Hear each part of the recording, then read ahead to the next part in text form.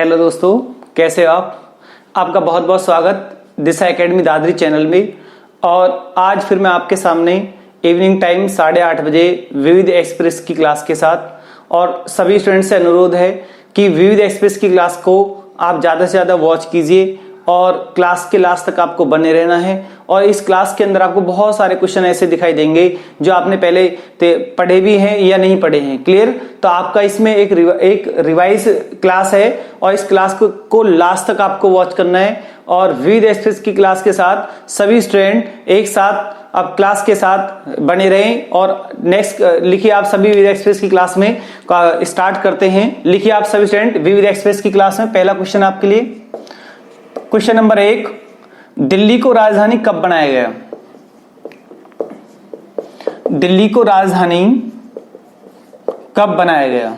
कब बनाया गया? बहुत सारे स्टूडेंट ने क्वेश्चन का आंसर लगा भी दिया है।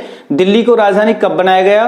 कौन सी सन में बनाया गया? 1 अप्रैल 1912 में। 1 अप्रैल 1912 में दिल्ली को राजधानी बनाया गया। और उससे पहले राजधानी कहां थी? आपको सिर्फ क्वेश्चन ये दिया है, लेकिन इसके बारे में और आपको बताया जा रहा है। तो इससे पहले राजधानी कहां थी? कलकत्ता। कलकत्ता से राजधानी दिल्ली बनाने की घोषणा कौन सी सन में हुई है? कलकत्ता से राजधानी दिल्ली बनाने की घोषणा 1911 में हुई है। और दिल्ली को राजधानी बनाने की घोषणा करने वाला बताइए कौन था?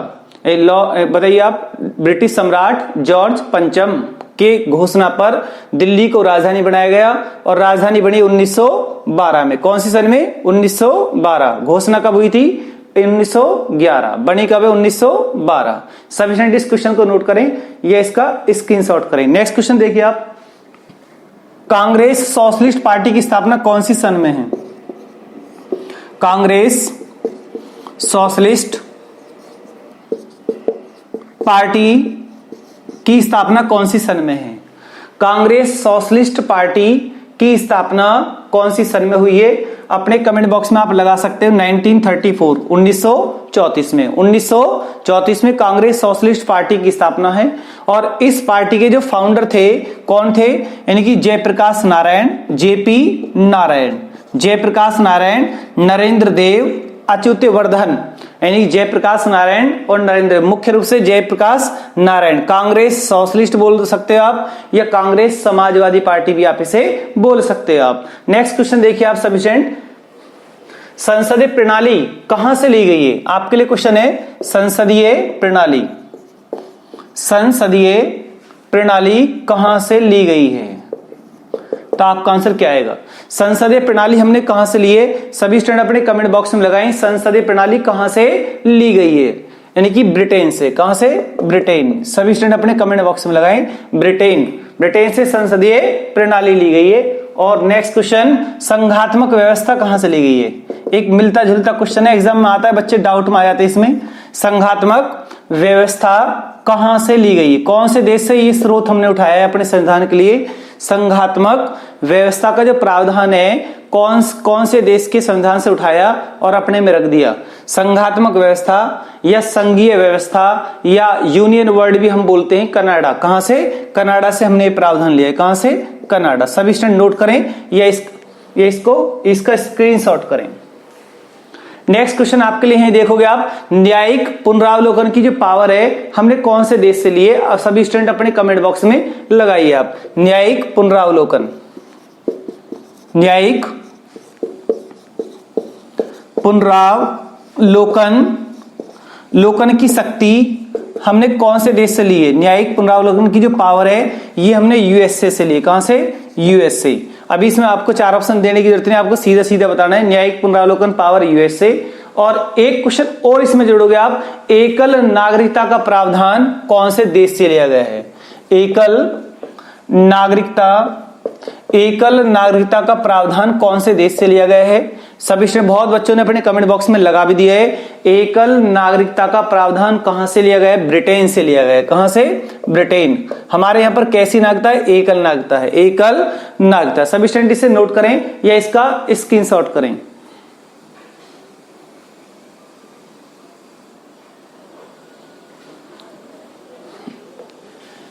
चलो नेक्स्ट लिखिए आप।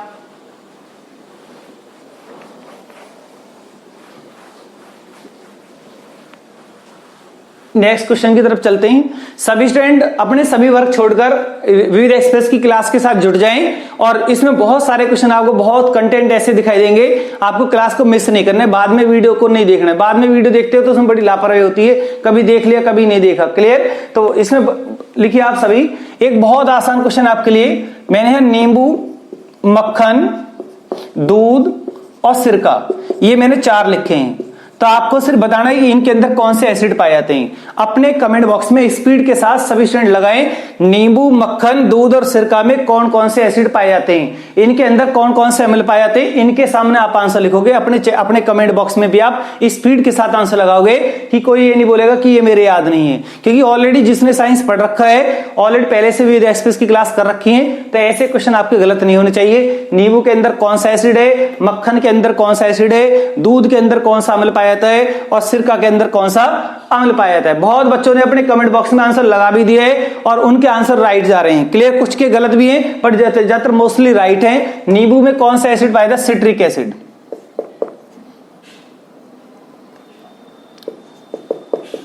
Citric acid. मक्खन में ब्यूटायरिक एसिड। दूध के अंदर कौन सा acid? Lactic acid. Lactic acid या लैक्टिक अम्ल लिख दो आप, एक ही बात है। सिरका में कौन सा एसिड पाया जाता है? एसिटिक अम्ल।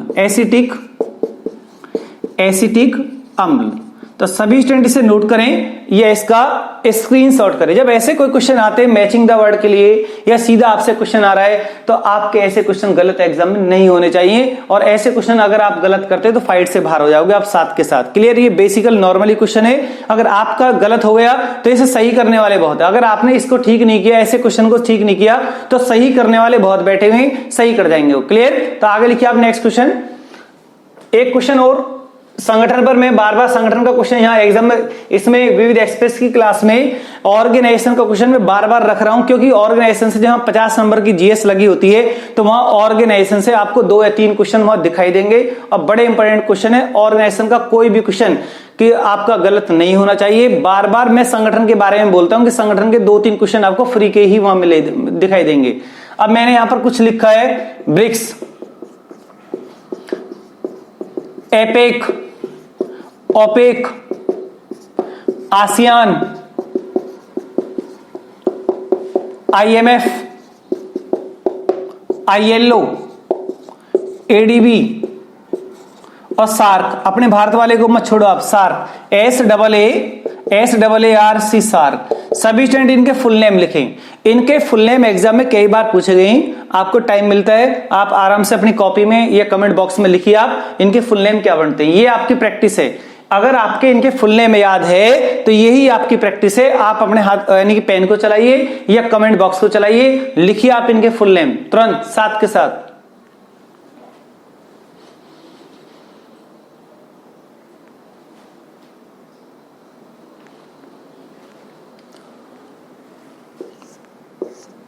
ब्रिक्स, मैं सिर्फ बोलूंगा, यहां पर लिखूंगा नहीं, लिखने आपको है, सिर्फ मैं ऑरली बोलूंगा क्योंकि क्वेश्चन बहुत सारे हैं। सिर्फ मैं आपको रिमाइंड के लिए दिए कि अगर आप इनको याद नहीं कर रहे तो आप इनको भी याद कीजिए। देखिए आप, Brazil, Russia, India, China, South Africa. Brazil, Russia, India, China, South Africa. BRICS में कितने देश आते हैं? 5 देश आते हैं। ठीक। APEC, Asian Pacific economic corporation, एशियाई Pacific economic corporation. OPEC, organisation of petroleum exporting countries, organisation of petroleum exporting countries. ASEAN full name है association of South East Asian nation. इसका हेडक्वार्टर जकार्ता में है। Clear? IMF, international monetary fund, international monetary fund, अंतरराष्ट्रीय मुद्रा कोष। Clear? ILO, international labour organisation. एशियाई विकास bank, ADB. और सार्क का फुल नेम लिखिए आप जल्दी से।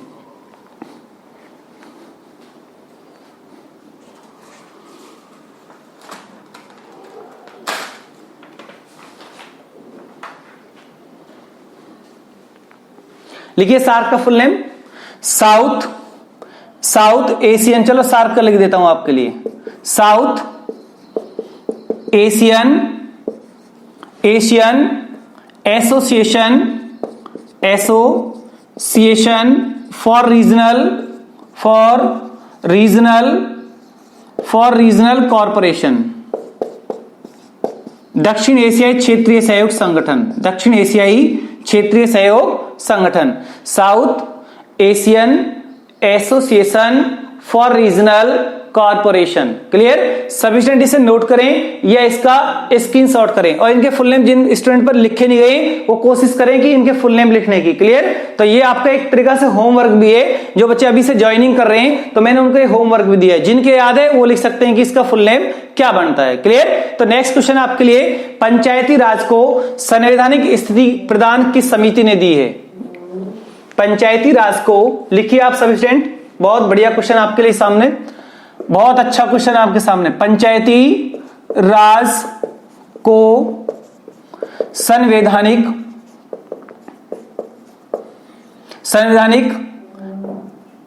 स्थिति पोजीशन प्रदान करने वाली समिति, कौन सी समिति ने संवैधानिक स्थिति प्रदान करने के लिए रिपोर्ट तैयार की थी? उस समिति का नाम क्या है? आपको अपने कमेंट बॉक्स में लगाना है कौन सी वो समिति है। बलवंत राय मेहता समिति है, या अशोक मेहता समिति है, या कोठारी आयोग है, आप अपने कमेंट बॉक्स में लगा सकते हो। आप लिखिए, आप LM सिंघवी समिति, LM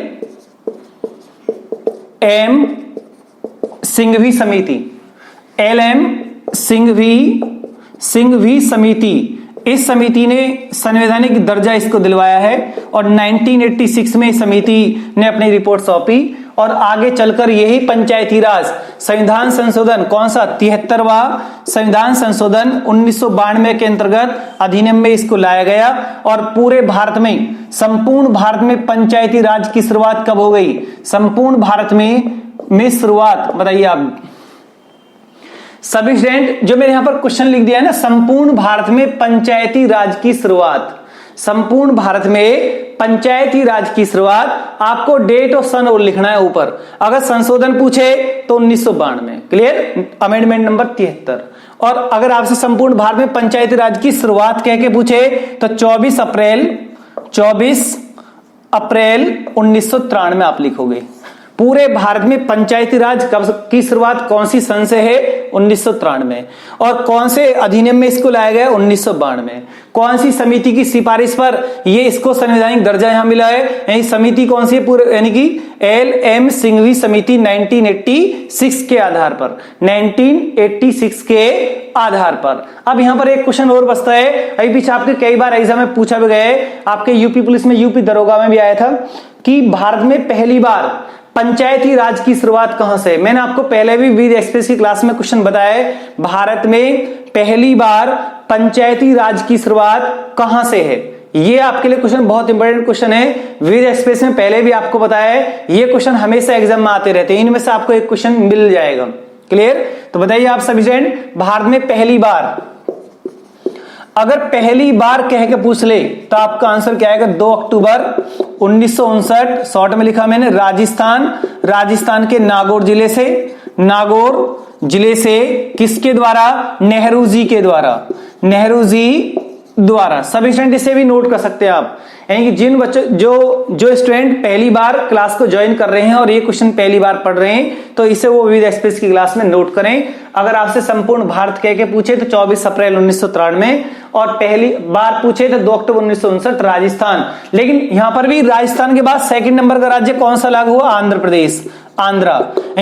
अगर लगातार ऑप्शन में 2 राज्य जोड़े में दे रखे हैं तो राजस्थान और आंध्रा आपको लगाना है, और पहली बार शुरुआत की बात करी जा रही है तो राजस्थान 2 अक्टूबर 1959, नागौर जिला, और किसके द्वारा? नेहरू जी के द्वारा। तो यहीं से आपको एक क्वेश्चन मिल जाता है एग्जाम में, यानी एग्जामिनर के आपको मूड को भापना है, सरकार क्या आपसे चाहती है, कौन सा क्वेश्चन कहां से उठवाना चाहती है, तो उनके भी कुछ अपनी पॉलिसी होती है, कुछ स्ट्रेटेजी होती है, कहां से क्वेश्चन उठाए जाते हैं। तो इनमें से क्वेश्चन आपके लिए बहुत मोस्ट वेरी इंपोर्टेंट यहां से क्वेश्चन उठ जाता है एग्जाम के अंदर। तो लिखिए आप सभी स्टूडेंट, नोट करें या इसका स्क्रीनशॉट करें।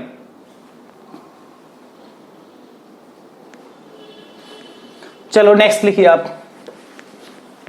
नेक्स्ट लिखिए क्वेश्चन। कांग्रेस अधिवेशन, बड़ा इंपॉर्टेंट क्वेश्चन आपके लिए, लगा सकते हैं स्टूडेंट जिन्होंने इतिहास पढ़ रखा है।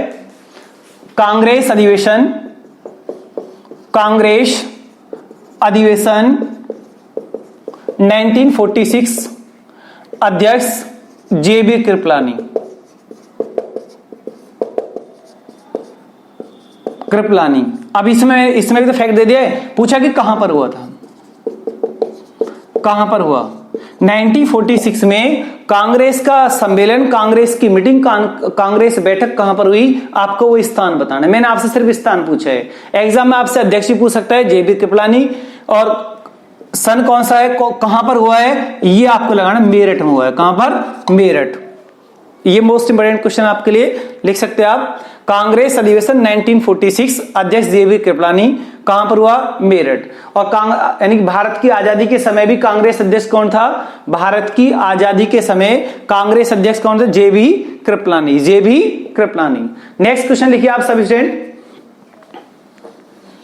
नोट करो इसे जल्दी से, जल्दी नोट करो।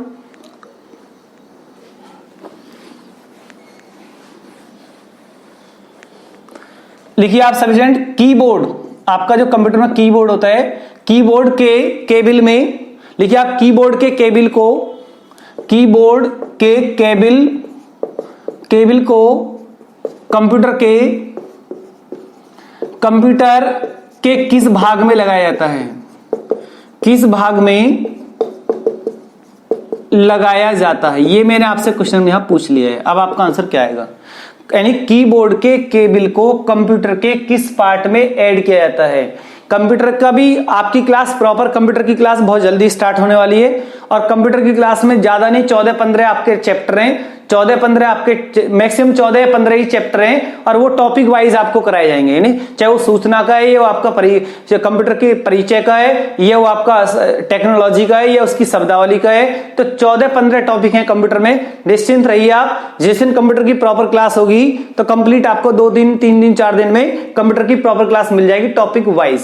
क्लियर। तो इस क्वेश्चन का आंसर बताइए आप। कीबोर्ड के केबल को कंप्यूटर के किस भाग में लगाया जाता है, यूएसबी। क्या, किस में, यूएसबी में लगाया जाता है, यूएसबी में लगाया जाता है। नेक्स्ट क्वेश्चन लिखिए आप, एलसीडी का फुल नेम क्या बनता है। मैंने आपको यहां पर दिया एलसीडी का फुल नेम, सभी स्टूडेंट अपने कमेंट बॉक्स में लगाएं। एलसीडी का फुल नेम क्या बनता है, लिक्विड क्रिस्टल डिस्प्ले। लिक्विड, बहुत बच्चों ने कमेंट बॉक्स में लगा भी दिया है, लिक्विड क्रिस्टल डिस्प्ले इसे बोलते हैं। Clear, liquid crystal display. Clear, सभी स्टूडेंट नोट करें या इसका स्क्रीनशॉट करें।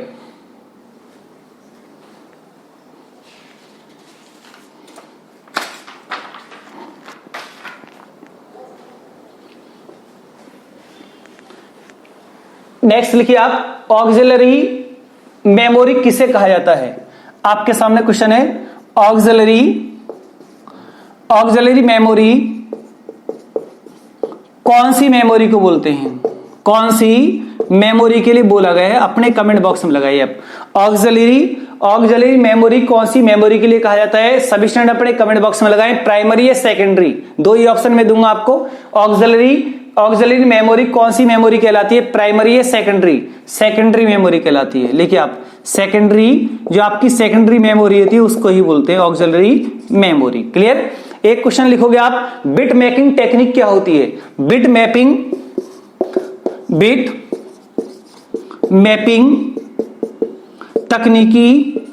तकनीकी क्या है। सिर्फ मैंने आपसे पूछा, बिट मैपिंग टेक्निक कैसी टेक्निक है और इसमें किसका डेवलप होता है। सिर्फ आपको शॉर्ट में जो भी आपके याद है लिखिए आप सभी स्टूडेंट। अगर आपके इस क्वेश्चन का आंसर याद है तो अपने कमेंट बॉक्स में सभी स्टूडेंट लगाएं, बिट मैपिंग टेक्निक से क्या संबंध है। बिट मैपिंग टेक्निक से क्या संबंध है, अपने कमेंट बॉक्स में आप इसका आंसर लगा सकते हैं। लिखिए आप सभी, ग्राफिक्स के विकास के लिए, ग्राफिक्स के विकास के लिए या ग्राफिक्स को डेवलप विकसित करने के लिए, ग्राफिक्स को लिख दो आप, ग्राफिक्स को विकसित करने के लिए, विकसित डेवलप विकसित करने के लिए यानी कि बिट मैपिंग टेक्निक अपनाई जाती है, और इसमें टेक्स्ट को भी डेवलप करने के लिए, ग्राफिक्स और टेक्स्ट को डेवलप करने के लिए यानी कि कौन सी technique, bit mapping technique, bit mapping technique. Clear? सभी स्टूडेंट इसे नोट करें या इसका स्क्रीनशॉट करें।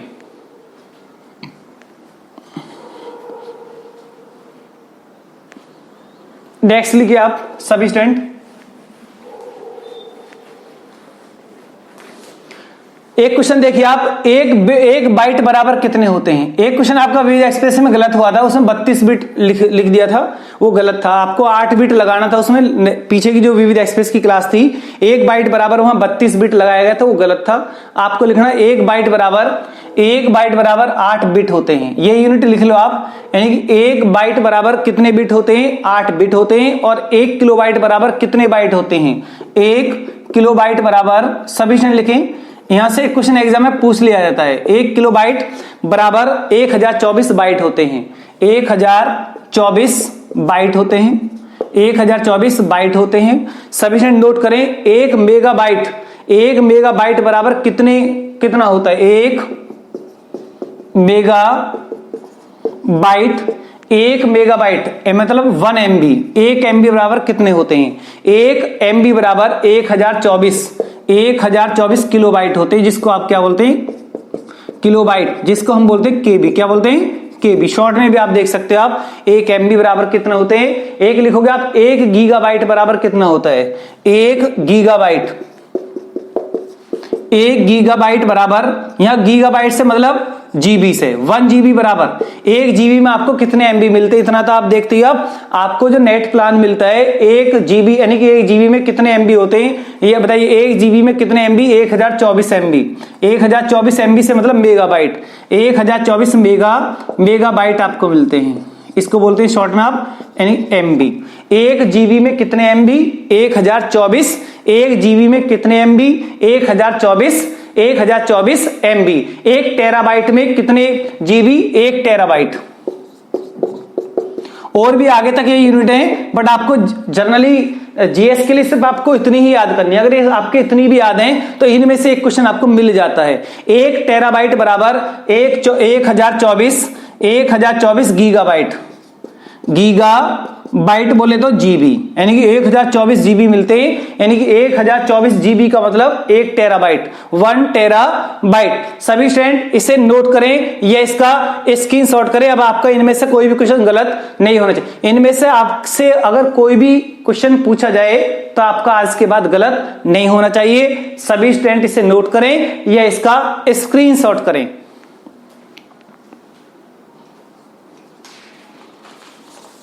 चलिए नेक्स्ट देखिए आप, सभी स्टूडेंट नोट करें इसको।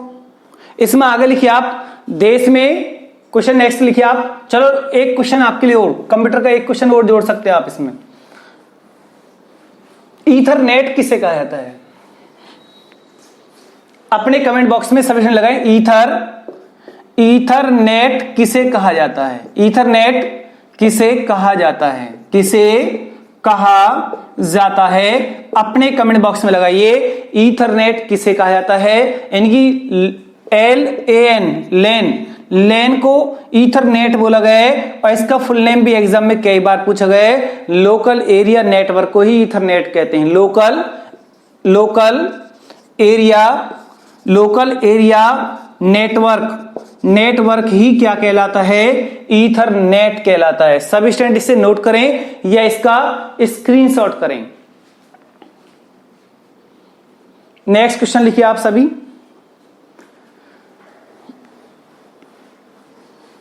देश में चलाई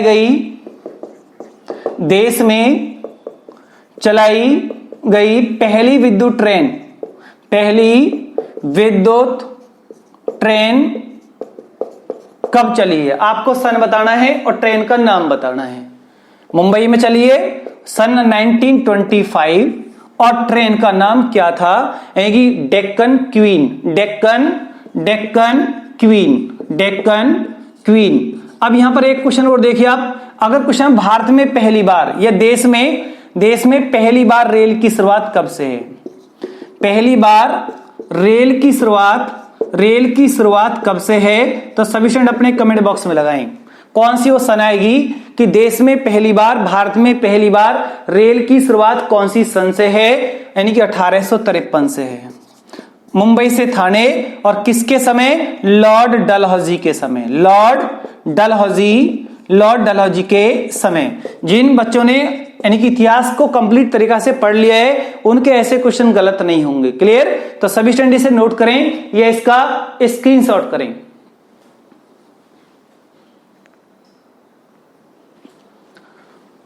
लिखिए आप नेक्स्ट, भारत में पहली बार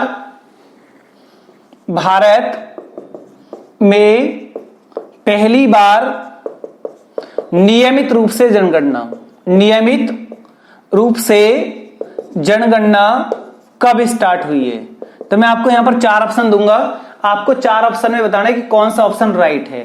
पहला ऑप्शन आपके लिए 1881, बी ऑप्शन आपके लिए 1872, सी ऑप्शन आपके लिए 1882 और डी ऑप्शन आपके लिए 1875।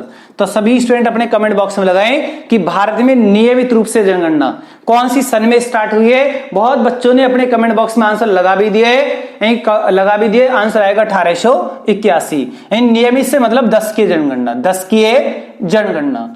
अगर क्वेश्चन में ये वर्ड नहीं होता, भारत में पहली बार, ऐसे क्वेश्चन आता कि भारत में पहली बार जनगणना, अब इन 4 ऑप्शन में राइट आपका कौन सा आता? क्लियर? बहुत सदाबहार क्वेश्चन है। फिर आता आपका 1872। 2 क्वेश्चन आपको यहां दिखाई दे रहे हैं। 1872 में लॉर्ड मेयो के समय, और 1881 की बात करोगे तो लॉर्ड रिपन के समय।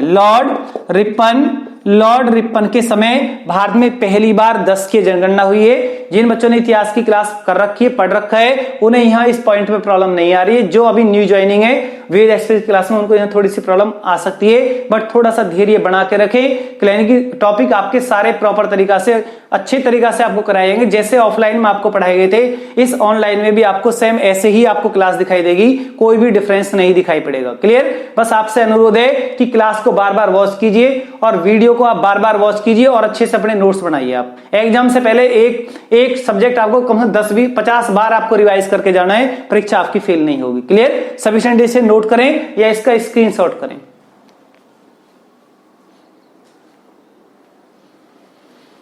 नेक्स्ट क्वेश्चन लिखिए आप, लिखिए सभी स्टूडेंट, भारत में परमाणु ऊर्जा आयोग का गठन कौन सी सन में है? भारत में परमाणु ऊर्जा आयोग का गठन कौन सी सन में है? 4 ऑप्शन की जरूरत पड़े तो 4 ऑप्शन भी आप ले सकते हो आप। 1948, 1950, 1952, 1962। क्लियर? ये 4 ऑप्शन है। इन 4 ऑप्शन में बताइए कौन सा राइट आएगा। भारत में परमाणु ऊर्जा आयोग का गठन कौन सी सन में है? सभी स्टूडेंट लगाइए आप। बहुत बच्चों ने लगा भी दिया अपने कमेंट बॉक्स में 1948, 1948 में परमाणु ऊर्जा आयोग का गठन हुआ है पहली बार। क्लियर? नेक्स्ट क्वेश्चन लिखिए आप सभी स्टूडेंट। नेक्स्ट क्वेश्चन, भारत में पहली अंग्रेजी फिल्म कौन सी है?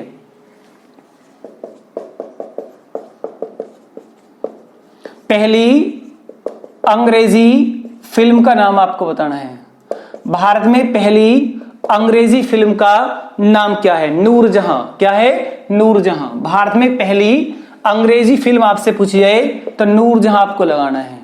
नूरजहां का वास्तविक नाम क्या है? जिन बच्चों ने इतिहास पढ़ रखा है वो नूरजहां का वास्तविक नाम भी बता सकते हैं। नूरजहां का वास्तविक नाम है मेहरुनिसा। नेक्स्ट क्वेश्चन लिखिए आप, भुवनेश्वर के मुक्तेश्वर मंदिर में कौन सी शैली है? भुवनेश्वर के भुवनेश्वर का, ऐसा करके लिख दो, भुवनेश्वर का मुक्तेश्वर मंदिर किस शैली का बना हुआ है? किस शैली, यह कौन सी स्थापत्य कला वहां पर स्थापित है? इसमें किस शैली का बना हुआ है? कि कौन सी शैली का इस मंदिर के अंदर हमें झलक दिखाई पड़ती है? नागर शैली। कौन सी शैली? नागर शैली लिख सकते हो आप, नागर शैली। अब एक क्वेश्चन, भुवनेश्वर कौन से राज्य में? ओडिशा। क्या ओडिशा की राजधानी है? क्या भुवनेश्वर ओडिशा की राजधानी है? कोणार्क का सूर्य मंदिर भी कहां पर है? कोणार्क का सूर्य मंदिर भी कहां पर है? भुवनेश्वर में है। क्लियर? सभी स्टूडेंट इसे नोट करें या इसका स्क्रीनशॉट करें। और नेक्स्ट क्वेश्चन देखिए आप, आशा पूर्णा देवी को ज्ञानपीठ अवार्ड कौन सी सन में दिया गया? आशा पूर्णा देवी को ज्ञानपीठ अवार्ड, आशा पूर्णा देवी को ज्ञानपीठ अवार्ड कौन सी सन में दिया गया? आपको सन बताना है। ये देखो, ये एक रिकॉर्ड क्वेश्चन तो ये है ही कि भारत की पहली महिला जिसे ज्ञानपीठ अवार्ड मिला हुआ है आशा पूर्णा देवी। क्लियर। अब क्वेश्चन यहां पर ये है कि कौन सी सन में इसको दिया गया? 1976, 1976। सभी स्टूडेंट इसे नोट करें या इसका स्क्रीनशॉट करें।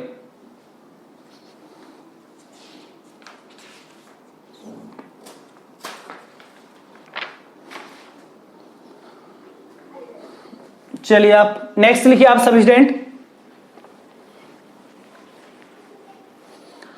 अनुच्छेद 35A, आर्टिकल नंबर अनुच्छेद 35A के बारे में आप क्या जानते हो? अनुच्छेद 35A क्या है और ये कहां पर लागू था? आपको अपने कमेंट बॉक्स में लगा सकते हो आप, जो भी आपके इसमें कुछ भी याद है। अनुच्छेद 35A सबसे पहले लिखोगे आप 1954 में लागू हुआ। 1954 में लागू हुआ तो उस टाइम देश के राष्ट्रपति कौन थे? डॉक्टर राजेंद्र प्रसाद। और अनुच्छेद 370 का ही एक हिस्सा है, ये भी आप इसमें लिख सकते हो आप। अनुच्छेद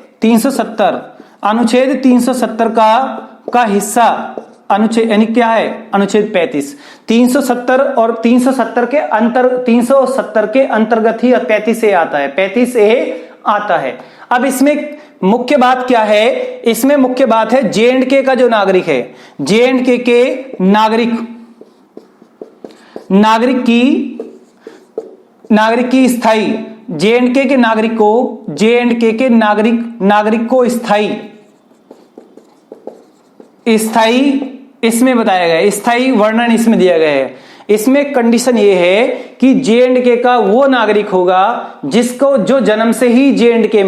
जन्म J&K के अंदर हुआ है, वो J&K का नागरिक है। ऐसा कौन सा आर्टिकल बोलता है? 35A बोलता है। एक कंडीशन और, अगर J&K की लड़की गर्ल्स की शादी अगर किसी और अदर स्टेट में होती है तो उसे वहां का कोई अधिकार, वहां पर उसके सारे अधिकार वहां पर खत्म हो जाते हैं। ये भी कौन से आर्टिकल लिखा हुआ है? 35A में लिखा हुआ है।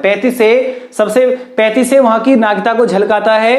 35A जम्मू कश्मीर की नागरिकता को झलकाता है। और नागरिकता का मतलब यह कि वो वहां का नागरिक होगा जिसका जन्म J&K में हो। अगर कंडीशन फिर आगे भी और लगाई गई थी इसमें कि अगर J&K में किसी लड़की की शादी किसी अदर स्टेट में, भारत के किसी और राज्य में होती है तो वहां से उसके सारे अधिकार खत्म कर दिए जाते हैं, उसका वहां पर कोई अधिकार नहीं होता है। यह भी 35A में लिखा हुआ है और 370 का ही एक हिस्सा है और 1954 में इसे लागू किया गया था, 1954 में। क्लियर। आज ना 35A है ना अनुच्छेद 370 है, दोनों को खत्म कर दिया गया है। क्लियर। सभी स्टूडेंट नोट करें या इसका स्क्रीनशॉट करें।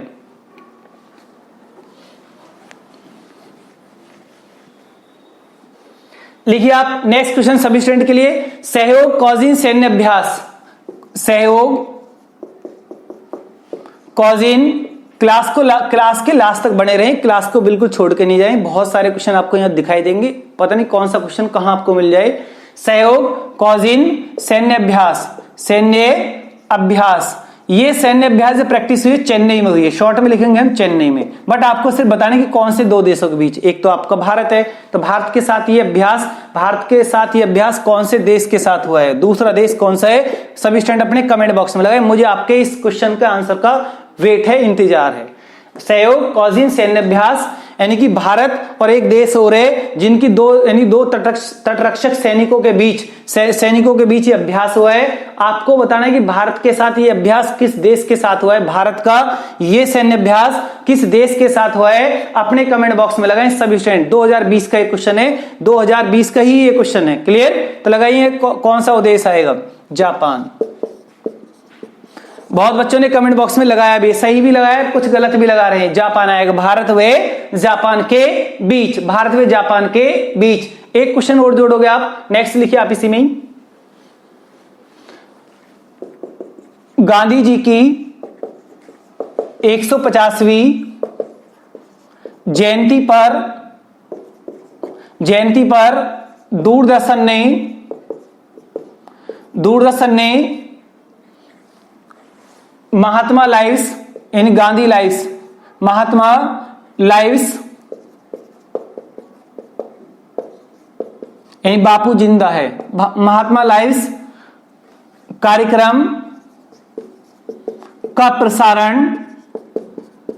प्रसारण किस संस्था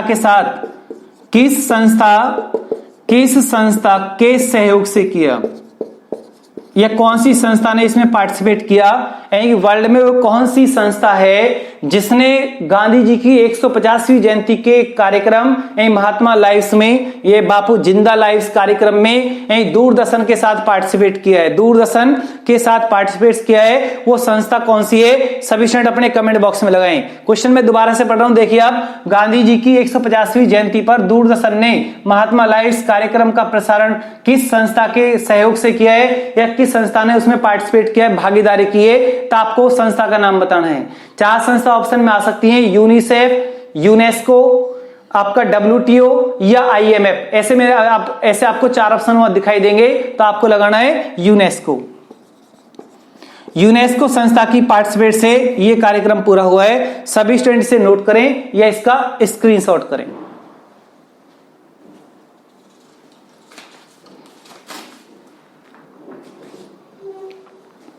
नेक्स्ट लिखिए आप, नेक्स्ट क्वेश्चन आपके लिए, यानी ई कचरा उत्पन्न करने वाला पहला देश वर्ल्ड में कौन सा है? ई कचरा उत्पन्न, इलेक्ट्रॉनिक्स कचरा, ई कचरा उत्पन्न। क्लास के साथ बने रहिए सभी स्टूडेंट, क्लास को मिस नहीं करना है, क्लियर? तो आप बिल्कुल निश्चिंत रहिए, सिलेबस की आपको चिंता नहीं करनी है, चाहे करंट का पेपर है या आपकी फिक्स जीएस है या कंप्यूटर है, कुछ भी है, आपको सिलेबस की बिल्कुल चिंता नहीं करनी है। जब आप दिशा एकेडमी के यूट्यूब चैनल पर आप क्लास वॉच कर रहे हो तो आपको सिलेबस की चिंता आप छोड़ दीजिए, बाकी वो चिंता हमारी है, तो हमें किस तरीके से कराना है। एग्जाम से बहुत पहले मैं सब कुछ आपको करा दूंगा और उसके बाद जितना टाइम बचेगा रिवाइज भी मैं आपको करा दूंगा, आपके सब कुछ याद होगा जब आप एग्जाम हॉल में जाओगे आप, क्लियर? लेकिन माइंड डाइवर्ट नहीं करना है, क्लास के साथ बने रहना है। अगर जो बच्चा धैर्य के साथ क्लास के साथ बना रहेगा उसकी परीक्षा पास हो जाएगी, क्लियर? कंपटीशन में सिर्फ आपको ये बात है, एक तो आपकी पढ़ाई की रेगुलरिटी और धैर्य। बहुत बच्चे क्या करते हैं, धैर्य खो देते हैं, और धैर्य खोने पर उन्हें ऐसा लगता है कि ज्यादा से ज्यादा इधर उधर से मेटेरियल इकट्ठा करना है और मेरी परीक्षा उनसे पहले पास हो जाएगी। ऐसा नहीं होता है, आपको सिर्फ एक ही तरीका से, एक ही स्टैंड पे, एक ही मेथड से पढ़ना है, परीक्षाएं पास हो जाती हैं, इतनी बड़ी बात नहीं होती है। जहां जहां आपने इधर उधर घूमना स्टार्ट किया, मेटेरियल इकट्ठा करना स्टार्ट किया, ज्यादा से ज्यादा चैनलों को आप इस तरह से वॉच कर रहे हो, वहां आपको प्रॉब्लम 100% आएगी, मैं आपको लिख कर दे रहा हूं, क्लियर?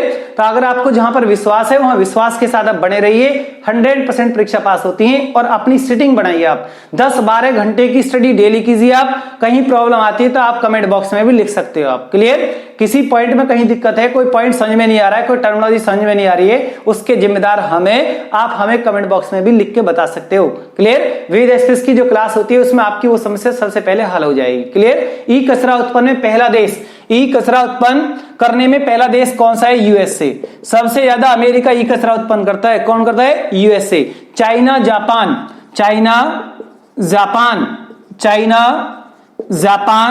जर्मनी,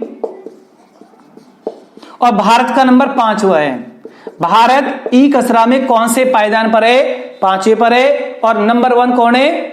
आपका यूएसए है। सभी स्टूडेंट इसे नोट करें या इसका स्क्रीनशॉट करें। एक क्वेश्चन और आपके लिए है, देखिए आप, सीआरपीएफ वर्तमान महानिदेशक कौन है? अपने कमेंट बॉक्स में आप लिख सकते हो। आप करंट के क्वेश्चन मैंने जोड़ दिए कुछ ऐसे ही, क्लियर? आप इन्हें अलग भी कर सकते हो। आप विविध एक्सप्रेस की क्लास पढ़ रहे हैं, आप इन क्वेश्चनों को, जो करंट का कोई क्वेश्चन आए उन्हें आप विविध से हटाकर अपनी करंट की कॉपी में भी जोड़ सकते हो आप, क्लियर? तो मैंने सिर्फ रिवाइंड के लिए यहाँ क्वेश्चन जोड़ा है, ये नहीं जोड़ा कि आप विविध एक्सप्रेस क्लास में उसे बिल्कुल ऐड करके रखो। आप करंट की कॉपी में वहां उस क्वेश्चन को ऐड कर सकते हो आप। सीआरपीएफ वर्तमान महानिदेशक कौन है? एपी महेश्वरी लिख सकते हो आप सभी स्टूडेंट, एपी महेश्वरी। एक क्वेश्चन और आपके लिए, बहुत दिलचस्प क्वेश्चन, बहुत मोस्ट वेरी इंपोर्टेंट क्वेश्चन, लिखिए आप। अभी हाल ही में सुप्रीम कोर्ट ने 10 जनवरी 2020 को इंटरनेट को मौलिक अधिकार घोषित किया है। मौलिक अधिकार मौलिक अधिकार की श्रेणी में रख दिया है, यानी कि इंटरनेट जो आप यूज करते हो, इंटरनेट का जो उपयोग हम करते हैं उसे मौलिक अधिकार में रख दिया है, यानी कि हर व्यक्ति का मौलिक अधिकार है वो इंटरनेट का यूज कर सकता है। यानी कि सुप्रीम कोर्ट ने 10 जनवरी 2020 को इंटरनेट को मौलिक अधिकार का दर्जा दिया है, और ये भी है कुछ शर्तों के साथ, कुछ प्रतिबंध भी लगाए हैं। ये नहीं इंटरनेट आप यूज कर रहे हो उसका गलत यूज कर रहे हैं आप, वो नहीं। क्लियर? तो इंटरनेट को मौलिक अधिकार सुप्रीम कोर्ट ने 10 जनवरी में रखा है। अब क्वेश्चन दिलचस्प ये बनता है कि भारतीय संविधान के कौन से अनुच्छेद में इसको जोड़ दिया गया है। सुप्रीम कोर्ट ने इस इंटरनेट को मौलिक अधिकार का दर्जा मिला है और कौन से आर्टिकल में इसको ऐड किया गया है। सबसे बड़ा क्वेश्चन है कि मौलिक अधिकार कौन से आर्टिकल में आते हैं, 12 से 35 के बीच में आते हैं।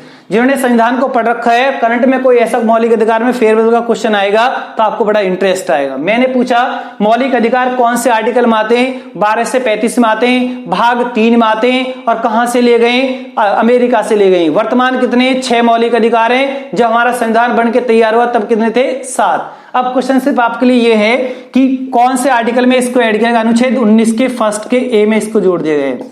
अनुच्छेद 19 के फर्स्ट के ए में इस इंटरनेट को मौलिक अधिकार का दर्जा किसने दे दिया है, सुप्रीम कोर्ट ने दे दिया है। सभी स्टूडेंट इसे नोट करें या इसका स्क्रीनशॉट करें और नेक्स्ट क्वेश्चन की तरफ चलें।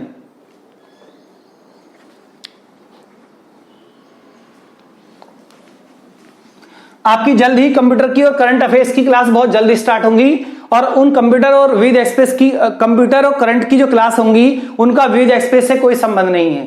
कंप्यूटर की अगर आपको क्लास मिलेगी तो रिकॉर्डेड क्लास वो अलग से, यानी कि ये लाइव ऑनलाइन क्लास आपको अलग से मिलेगी, बिल्कुल सेपरेट। मैंने आपसे अभी थोड़ी देर पहले भी बोला था कि कंप्यूटर में ज्यादा 14-15 टॉपिक है, टॉपिक वाइज आपको कराया जाएगा, प्रॉपर आपको अच्छे से करा दिया जाएगा, और उसके जो भी टॉपिक होगा उसका साथ साथ ऑब्जेक्टिव प्रैक्टिस भी आपको करा दी जाएगी। प्रैक्टिस हो सकता है कि प्रैक्टिस में उसका एक दिन क्लास, एक दिन में 2 दिन में वो उस टॉपिक को खत्म करो, उसके बाद उसका ऑब्जेक्टिव बनाकर आपको बोर्ड से आपसे क्वेश्चन पूछे जाएंगे। कंप्यूटर का भी आपका हो जाएगा, 10 नंबर का कंप्यूटर आएगा तो आपके 7-8 नंबर कहीं नहीं जाएंगे, उन्हीं से आपको मिल जाएंगे। बिल्कुल भी पैनिक होने की जरूरत नहीं है। ज्यादा बड़ा सिलेबस कंप्यूटर का नहीं है, बहुत छोटा सिलेबस है और बहुत नॉर्मली हो जाएगा। हफ्ता 10 दिन में सब खत्म हो जाएगा। जिस दिन स्टार्ट होगा तो लगातार 10 या 12 वीडियो में आपका 10-12 वीडियो में आपका कंप्यूटर भी खत्म हो जाएगा। करंट अफेयर्स की जो क्लास, अगर 10-12 वीडियो करंट अफेयर्स की क्लास की मैंने आपको दी 1-1 घंटे की, 10-12 घंटे की, तो आपका करंट अफेयर्स भी खत्म हो जाएगा। बट करंट अफेयर्स आपको जनवरी से कराया जाएगा, क्योंकि दिल्ली पुलिस वगैरह में जो आता है 6 महीने बैक का आता है, 6, 8, 7। क्लियर? लेकिन कुछ क्वेश्चन ऐसे जो रिकॉर्ड बनाए 2019 में वो भी आपको सब कराए जाएंगे, टॉपिक वाइज कराए जाएंगे, अच्छे से कराए जाएंगे, प्रैक्टिस भी आपको दी जाएगी।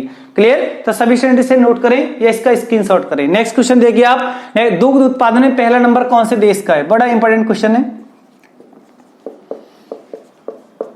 फर्स्ट नंबर भारत का आता है, सेकंड नंबर किसका आता है? यूएसए का आता है। यूएसए 2 लिख लो आप इसमें, पहले नंबर भारत है, दूसरे पर यूएसए और थर्ड पर आपका चाइना आता है। अब क्वेश्चन लिखिए आप, नेक्स्ट क्वेश्चन सभी स्टूडेंट।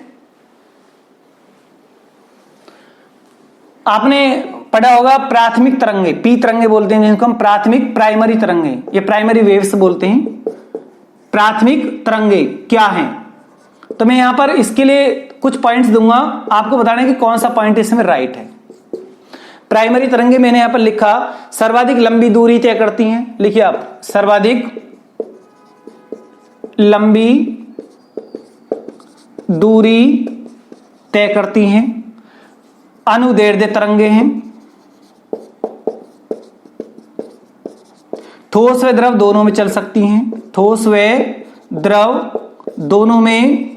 दोनों में चल सकती हैं, ध्वनि के माध्यम से चलती हैं, ध्वनि के माध्यम से, ध्वनि तरंगों के माध्यम से, लिख सकते हैं आप, ध्वनि तरंगों के माध्यम से चल सकती हैं। तो सभी स्टूडेंट बताएं, 4 ऑप्शन मैंने आपको दिए, कौन सा ऑप्शन इसमें राइट है? कौन सा ऑप्शन इसमें राइट है? अपने कमेंट बॉक्स में सभी स्टूडेंट लगाएं कि इनमें से कौन सा ऑप्शन राइट है।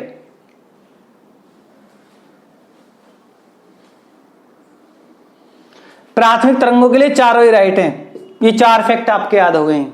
लिखिए आप, प्राथमिक तरंगे क्या है? सर्वाधिक लंबी दूरी करती हैं, अनुदैर्ध्य तरंगे लंबवत तरंगे हैं, लॉन्गिट्यूडनल, और ठोस व द्रव दोनों में चलती हैं, और ध्वनि तरंगों के माध्यम से चलती हैं। चारों ही फैक्ट, चारों ही पॉइंट प्राइमरी वेव्स के लिए हैं।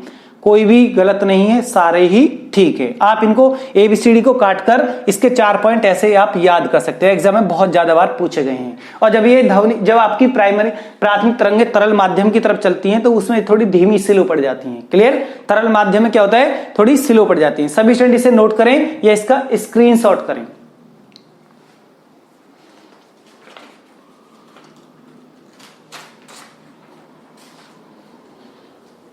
नेक्स्ट लिखिए आप। नेक्स्ट क्वेश्चन सभी स्टूडेंट के लिए लिखिए आप। क्लास के साथ बने रहिए लास्ट तक, क्लास को लास्ट तक वॉच कीजिए, बहुत सारे क्वेश्चन आपके सामने आएंगे। लिखिए आप, राष्ट्रीय जल नीति तैयार करने वाली समिति कौन सी थी? राष्ट्रीय जल नीति, राष्ट्रीय जल नीति तैयार करने वाली समिति, तैयार करने वाली समिति। जब आपको यहाँ 4 ऑप्शन दिखाई देंगे तो आपको कौन सा ऑप्शन राइट करना है? तो पहले मैं आपको चलो राइट ही ऑप्शन लिख देता हूं। लिखिए आप, मिहिर शाह समिति, मिहिर शाह समिति। मिहिर शाह समिति ने राष्ट्रीय जल नीति पर अपनी रिपोर्ट तैयार की है। अब बड़ा मोस्ट वेरी इंपॉर्टेंट क्वेश्चन आपके लिए, जब ऐसे ऑप्शन आएंगे तो 4 ऑप्शन आएंगे, मिहिर शाह समिति, उमा भारती, रंजन समिति, प्रदीप सिन्हा समिति। तो आपको क्या लगाना है? मिहिर शाह समिति आपको लगाना है। नोहकली आई झरना भारत के कौन से राज्य में? नोहकली आई अपना में एक झरना है, यही जलप्रपात है। भारत में इसकी पोजीशन कहां पर है? नोहकली आई झरना भारत के कौन से राज्य में? मेघालय में है, मेघालय। राजधानी क्या है इसकी? शिलोंग। क्लियर? सभी स्टूडेंट इसे नोट करें या इसका स्क्रीनशॉट करें। नेक्स्ट क्वेश्चन आपके लिए, लिखिए आप, सिल्वर लाइन परियोजना कौन से मंत्रालय की परियोजना है? सिल्वर लाइन परियोजना कौन से मंत्रालय की परियोजना है? रेल मंत्रालय, रेल मंत्रालय की योजना है। कौन से राज्य में ये परियोजना चल रही? केरल में चल रही है। केरल में रेलगाड़ी की पटरी, उनको रेलगाड़ी विकसित करने के लिए स्लो धीमी वाली जो पटरी होती हैं उनके लिए योजना केरल में चलाई जा रही है। और किसकी योजना है? रेल मंत्रालय की ये योजना है। सभी स्टूडेंट इसे नोट करें या इसका स्क्रीनशॉट करें।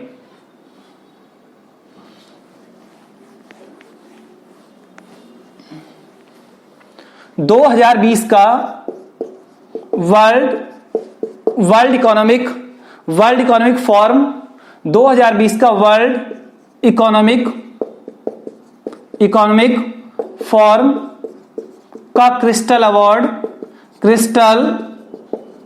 अवार्ड किस भारतीय अभिनेत्री को दिया गया है? किस भारतीय अभिनेत्री को यह अवार्ड दिया गया है? कंगना रनावत, प्रियंका चोपड़ा, ऐश्वर्या राय या दीपिका पादुकोण। क्लियर?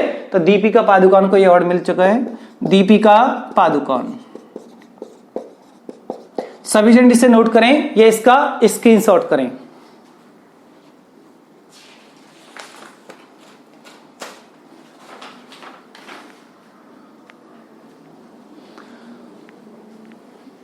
चलिए आप नेक्स्ट क्वेश्चन। क्लास के लास्ट तक बने रहें, क्लास को लास्ट तक वॉच करें, कोई भी क्लास बीच में छोड़ के नहीं जाए। आपको इसमें अगर क्लास मिस करते हो तो आपको बहुत ज्यादा उसमें नुकसान है, बाद में वीडियो नहीं देखी जाती है, बहुत वर्क होते हैं। लिखिए आप, ऑपरेशन क्लीन आर्ट का संबंध किससे है? ऑपरेशन क्लीन आर्ट, ये एक अभियान, एक मुहिम चलाई गई है। ऑपरेशन क्लीन आर्ट का संबंध नेवेल के बालों के, लिखिए पहला पूरा आंसर, नेवेल के बालों के अवैध व्यापार को रोकने के लिए सरकार ने इस अभियान को, इस ऑपरेशन को चलाया है। ऑपरेशन क्लीन आर्ट से मतलब है जो आपके चित्रकार होते हैं तो ये नेवेल के बालों से अपने ब्रश बनाते हैं और बहुत बारीकी, जब बहुत बारीकी जो बाल होते हैं उस महीन वहां उसकी चित्रकारी में यूज होता है। तो नेवेलों की हत्या की जाती है, बहुत सारे नेवेलों की हत्या की जाती है, उनके बालों को अवैध कारोबार में बेचा जाता है और उनका यूज ब्रश में होता है, चित्रकारी के ब्रश में होता है। और ये जाति, नेवेल जो जाति है वो भारत से लुप्त हो रही है और इसीलिए कौन सा एक ऑपरेशन चला गया है? Operation clean art.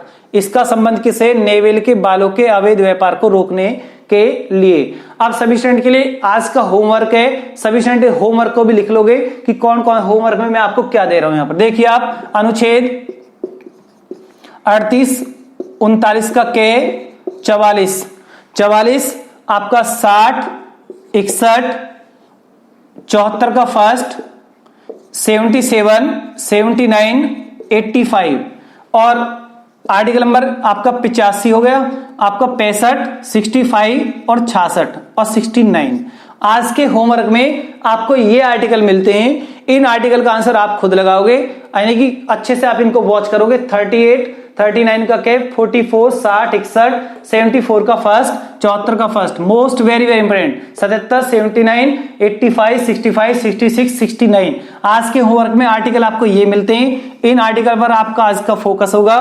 क्लियर? सभी स्टूडेंट इसको नोट करें, ये इसका स्क्रीनशॉट करें। अगर आज आपको यानी कि विविध एक्सप्रेस की क्लास अच्छी लगी है तो आप मेरे इस चैनल को लाइक कीजिए, सब्सक्राइब कीजिए और अपने सभी फ्रेंड सर्किल में जो भी आपके सगे संबंधी हैं उनको इस चैनल को सब्सक्राइब कराइए, लाइक कीजिए, क्लियर, और शेयर कीजिए। शेयर कराइए, लाइक कराइए और सब्सक्राइब कराइए। ये मुझे सिर्फ आपसे यही कहना था और आगे की विविध एक्सप्रेस क्लास में आगे मिलते हैं। धन्यवाद।